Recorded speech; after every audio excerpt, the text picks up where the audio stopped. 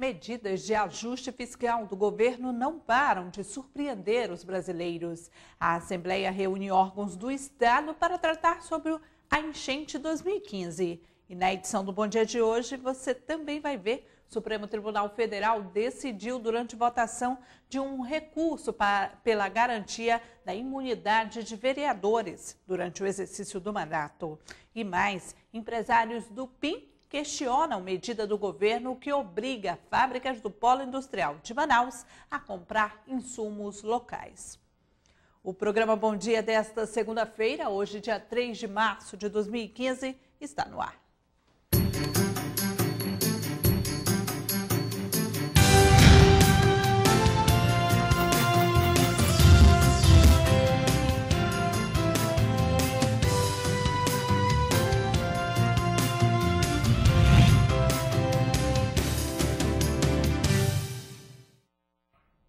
Olá, bom dia para você que acompanha ao vivo a programação da TV Assembleia. E as medidas de ajuste fiscal do governo não param de surpreender os brasileiros. Dentro do pacote de ações, agora foi inclusa a elevação das alíquotas de contribuição previdenciária das empresas.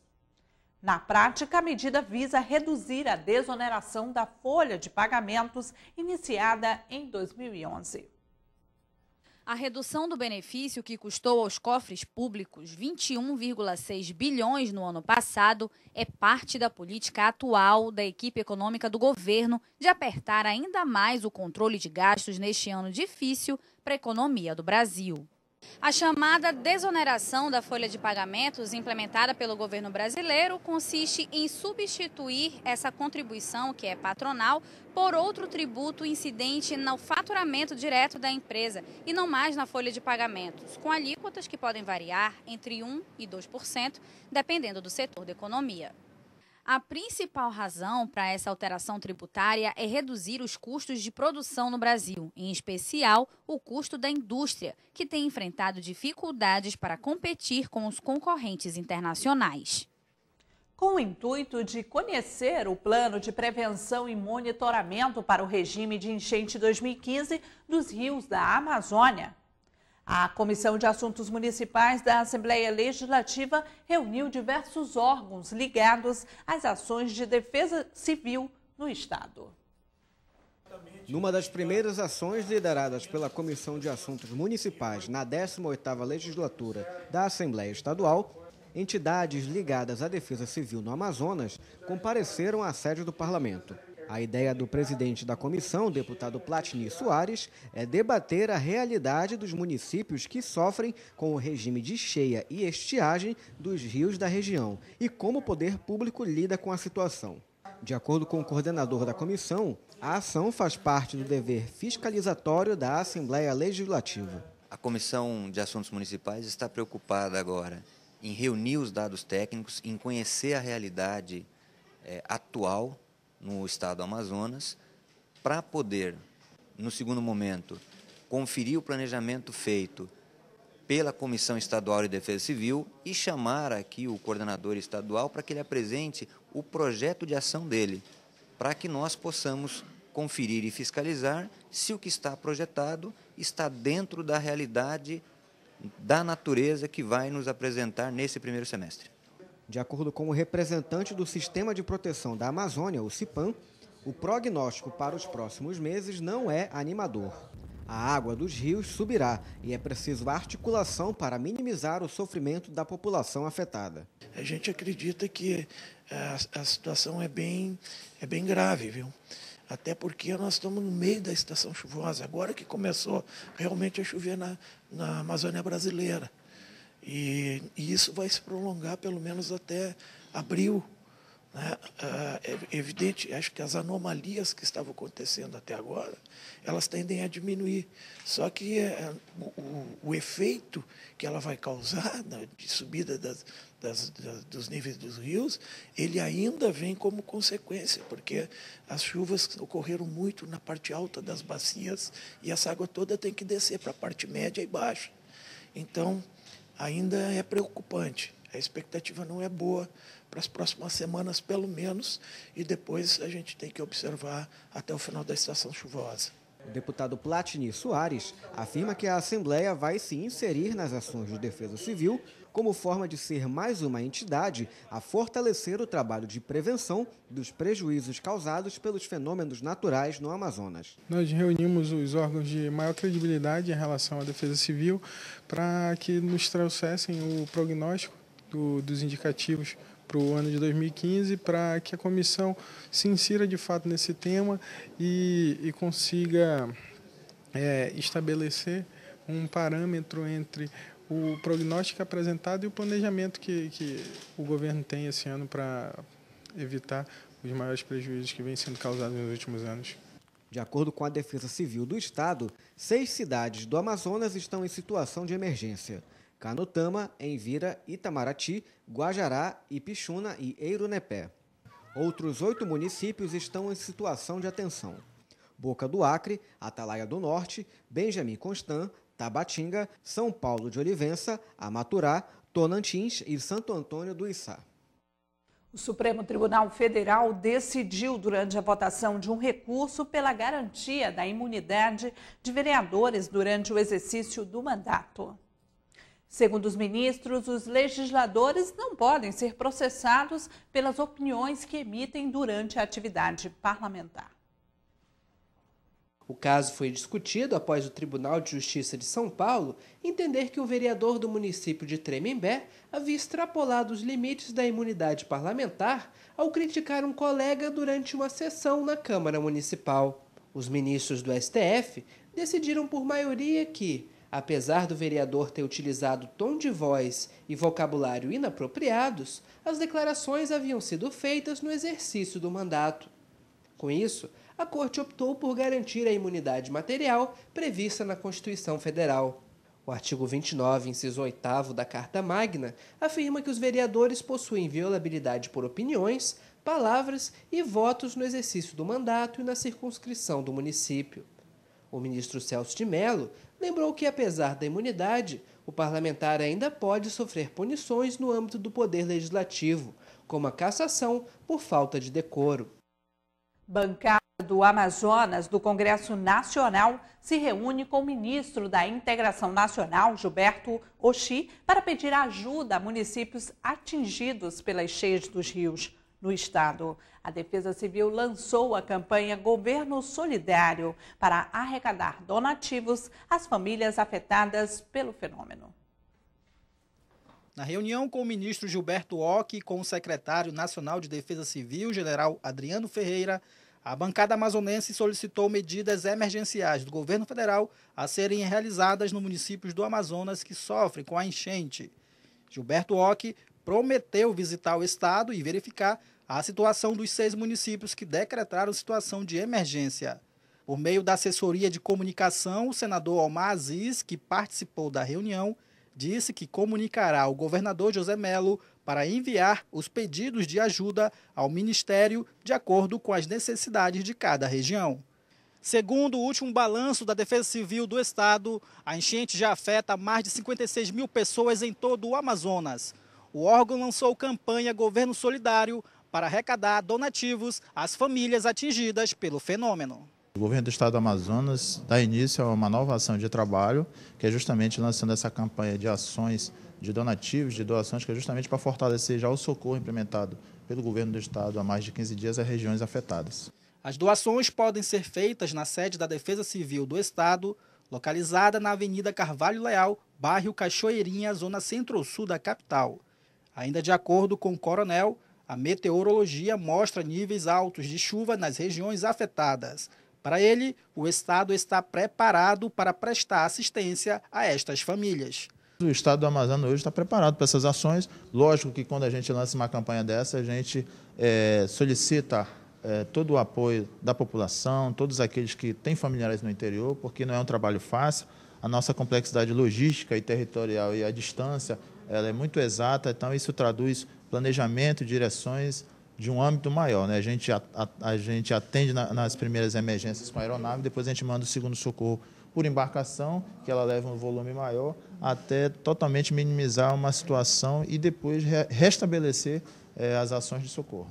O Fundo de Promoção Social e a Secretaria de Estado de Assistência Social, SEAS, doaram juntos 2 toneladas de alimentos arrecadados em eventos do governo em parceria com empresas.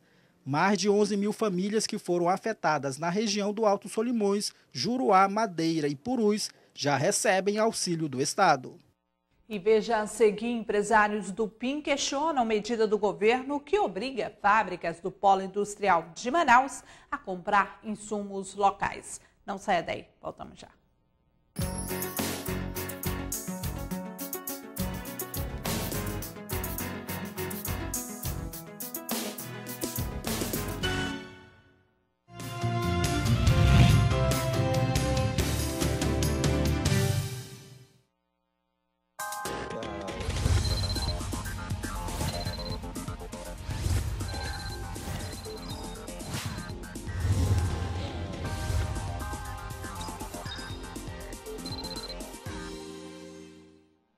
O exercício das atividades na Assembleia Legislativa do Amazonas vai além do plenário e reuniões.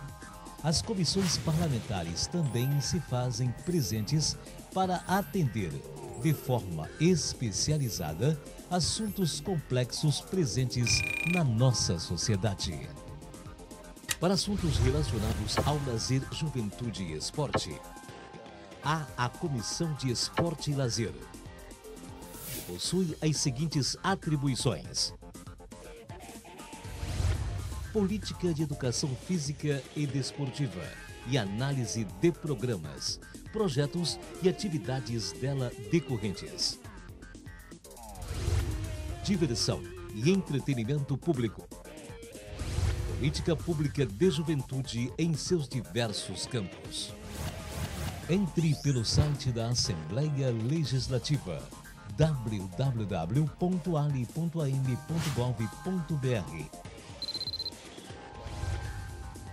e saiba mais sobre a composição, notícias, relatórios e reuniões. Além de poder entrar em contato no campo, fale com a comissão.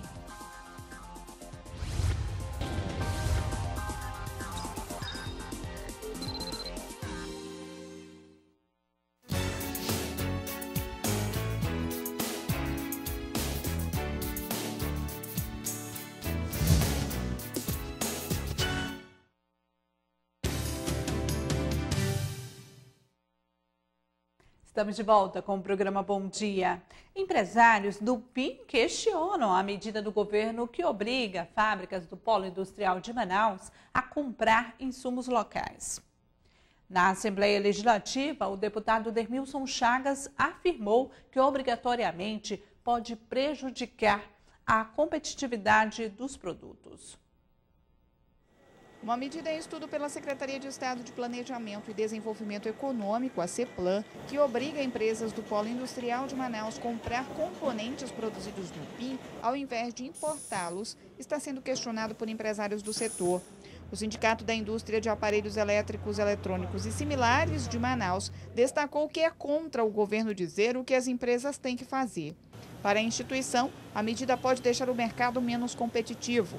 Na Assembleia Legislativa, o deputado pelo PDT, Dermilson Chagas, afirmou que a obrigatoriedade pode trazer prejuízos ao PIN, já que a importação dos insumos, na maioria dos casos, tem um custo menor que os locais. Para o parlamentar, é necessário discutir a medida antes de torná-la obrigatória. Porque a partir do momento que você obriga, você condiciona as pessoas a comprarem aqui a que preço, em que condições, qual vai ser as medidas que vão ser adotadas, quais os impostos que estão inclusos, qual que vai ter a isenção, qual a logística, qual o investimento para produzir esse insumo. Então, tem uma série de fatores que pode prejudicar demais a indústria se não tiver cuidado. Por outro lado, o deputado lembrou que a compra de insumos no exterior pode fortalecer a geração de empregos fora do país. Mas Dermilson Chagas disse que é importante a discussão do assunto envolvendo os empresários e o governo para buscar a melhor alternativa para o polo industrial. O ruim de tudo isso é que nós estamos gerando empregos lá. Lá existem regras diferenciadas, diferentes daqui, do Amazonas, daqui do Brasil, que isso vai gerar impacto, sim, não tenho sombra de dúvida.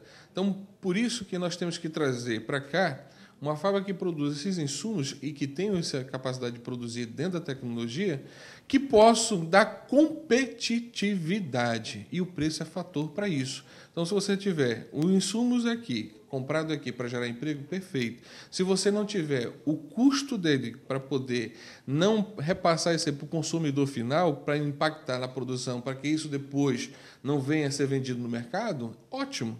Porque se você frustrar todo um projeto que ele vai nascer e vai morrer a longo prazo, porque não tem como o mercado absorver esse preço, logo nós vamos frustrar uma ideia talvez boa. Senado aprova projeto de lei que garante licença maternidade de 6 meses para mulheres militares. A matéria de autoria da Presidência da República regulamenta o benefício no âmbito das Forças Armadas. As mulheres que integram as Forças Armadas terão em breve assegurado em lei o direito de usufruir a licença maternidade de 6 meses, como já ocorre com as servidoras públicas civis. O direito é estabelecido no projeto de lei complementar 22 de 2013, aprovado nesta quinta-feira pelo Senado. A matéria segue agora para a sanção presidencial. O texto de autoria da Presidência da República regulamenta o direito à licença maternidade no âmbito das Forças Armadas e estabelece não só o direito à licença maternidade, mas a licença paternidade e também a licença para adotantes. De acordo com o texto aprovado, a militar terá direito ao benefício de 120 dias, prorrogáveis por mais 60, conforme previsto em lei. A prorrogação já é prevista para todas as servidoras públicas. A licença começará a contar do parto ou do 9º mês de gestação, se for de interesse da gestante. Se o bebê for prematuro, o prazo contará a partir do parto. E o deputado José Ricardo protocolou na mesa diretora da ALEAN, semana passada, um projeto de lei que proíbe a nomeação de prédios e obras públicas com nomes de pessoas vivas. De acordo com o parlamentar, o objetivo é manter o princípio da impessoalidade e impedir a promoção pessoal de políticos.